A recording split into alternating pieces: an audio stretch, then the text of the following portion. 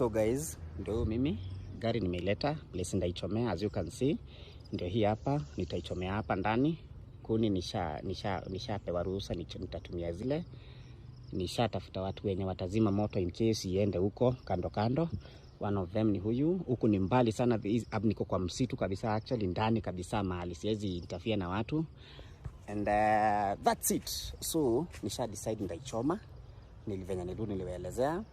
Najua mmenipea advice mingi, but it is for my own benefit.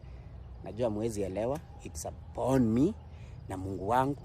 Nitaenda na matatu, I don't care. But sasa ndaiacha hapa because nakuja kulala hapa, nilale nikiomba, nitarudi after hapo nitalala ndani ya gari. Huku ni kusecure, soja ameniambia ataniangalia and I'm okay.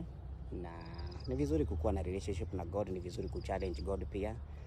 Ameniambia naweza tumia ako kachoa. I don't know how safe I am, but it's okay. Nitatumia tu ako in case of anything, ama pia naweza tumia kichaka, kuna kichaka kubwa hapo in case nataka kujisaidia. But I'm good guys, I'm ready. This one ikuwe dustbin hapa.